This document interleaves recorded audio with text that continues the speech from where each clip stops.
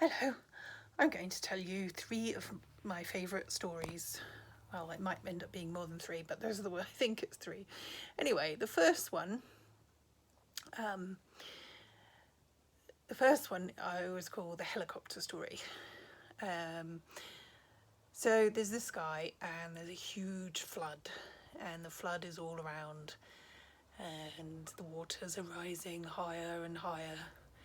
So he goes up to the first floor of his house and he looks all around, and the flood is the flood is all around and the waters are rising, and he prays to God to save him. And so then he goes, the water rises even more, and he goes to up onto the roof of his house, and he's praying to God to save him. And a boat comes and says, hello, we've got a place in our boat, you can come along. No, thank you, God will save me. So he sits there a bit longer and he's praying to God to save him, and then another boat comes along and says, hello, we've got a place in our boat, the water's getting higher, you need to get into the boat. No, thank you, God will save me. So they give up trying to get him off the roof, and on they go.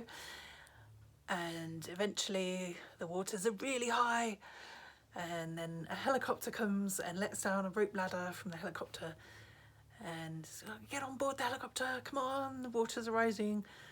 No, God will save me.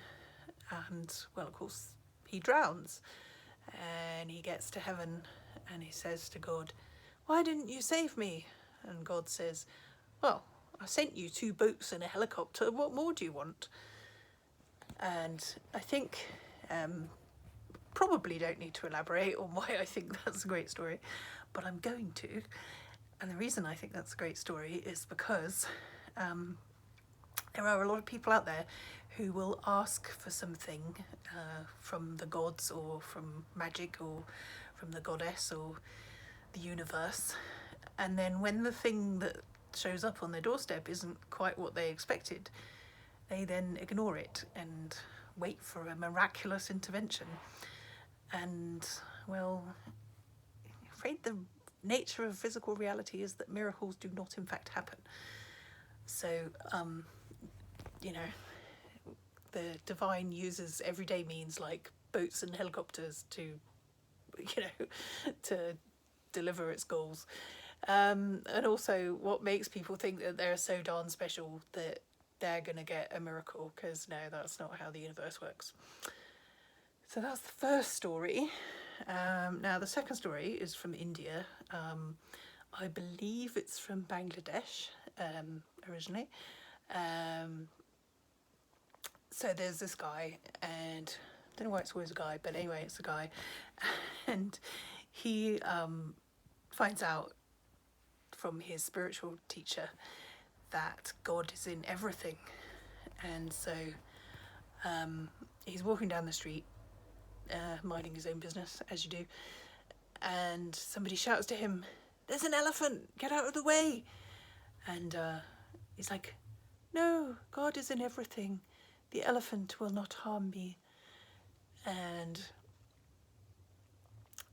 sure enough, the elephant charges along and tramples him, and he's a bit banged up as a result, and he's in hospital.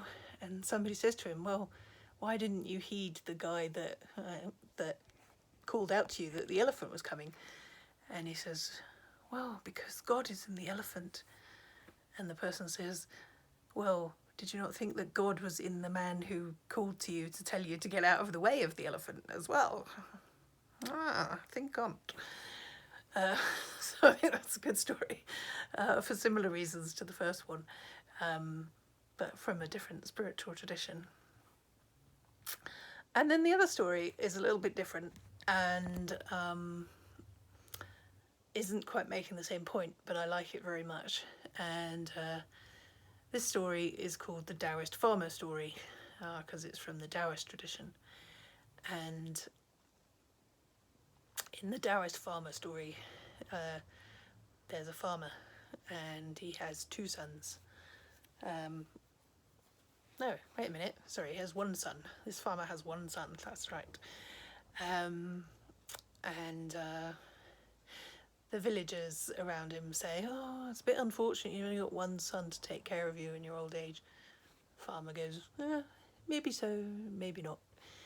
And then one time, one of the farmer's horses runs away into the forest, and it's his only horse, so now he's got no means of transport. And the villagers say, "Oh, that's really unlucky." And he says, "Maybe so, maybe not." And then the horse comes back and brings a load of wild horses out of the forest, which come and live in the farmer's field. And everyone says, "Oh, you lucky, lucky man." And he says, "Maybe so, maybe not." And the next thing is that the son is trying to break in one of the wild horses, and it throws him and he breaks his leg. And the rest of the village goes, "Oh, that's very unlucky." And the farmer says, "Well, maybe so, maybe not." And this goes on for a while, and the son is laid up with his broken leg, and the army recruiters come around, and they take all the able-bodied sons of the village to fight in their war, except the son who's broken his leg. So the villagers go, "That was really lucky." And the farmer goes, "Oh, maybe so, maybe not." And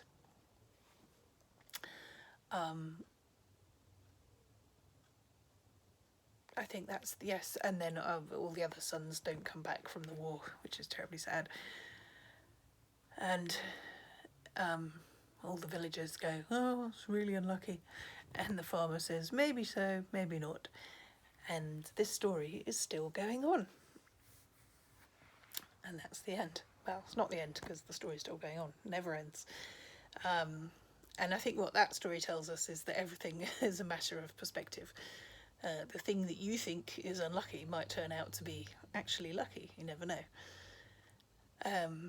So again, I think it's a story that's telling us not to think that the universe has got it in for us or something, because, yeah, sure, sometimes the universe whacks you upside the head and goes, "Don't go down that path, you won't like it. And here's a few obstacles in your way," just to reinforce the point. But as the excellent video from Shane on Artemis NYC makes the point, that not everything is a sign. So, and it's probably not a sign unless you ask for a sign. So I definitely recommend that video, it's very good. And actually that reminded me of another story. See, I said there was going to be more than 3 stories. And the other story is the 3 blows from Welsh tradition. And in the story of the 3 blows, the man in the story goes down to the lake one day, and a beautiful fairy, one of the Tylwyth Teg, comes out of the lake, and he persuades her to marry him. But she says, "Okay, well, I will marry you, but if ever you should strike me, you have 3 occasions to do that, and if you do it 3 times, that's it, you're out, and I'm going back to the lake. And I will take all my fairy cattle with me." So he says, "Oh, but I love you, I would never strike you." So one day they go to a wedding, and she's devastated. Everyone else is laughing and smiling because it's a wedding, you should be happy at weddings. And she's like, "Oh no, it's terrible, oh my god." And he strikes her with his glove and says, what are you crying for? It's a happy occasion." And she says, "Because I know that this is going to be a really unhappy marriage." And that was the first blow. And he goes, "Oh no, I'm so sorry." Anyway, so then the second thing is that a child dies in the village, and she is smiling and laughing, and when everyone else is going, "Oh, it's terrible." And so he again strikes her and says, "Why are you laughing? What are you laughing for? This poor child has died." And she says, because the child was going to have a really, really miserable life if it grew up, and it's better off where it is. And embarrassingly, I can't actually remember what the third thing is, but of course, inevitably, there is a third thing where he strikes her, and she does indeed take all the fairy cattle back into the lake and is never seen again. And so, you know, he should have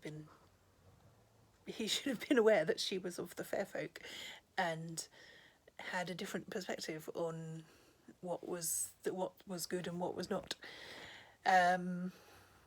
So I think the point of that story is, again, like the Taoist Farmer story, that you never know whether something is good or bad. It's all a matter of perspective. So yeah, I just think, I mean, these stories, like, these are old stories, are powerful in that they teach us that not everything is what it seems, but also to not judge things straight away at face value, and I think that's great. And the first two stories teach us that the gods help those who help themselves. So, you know, don't expect the universe to hand it all to you on a plate. Get off your butt and do it yourself. Anyway, there you go, story time. Hope you enjoyed that, and see you next time. Bye.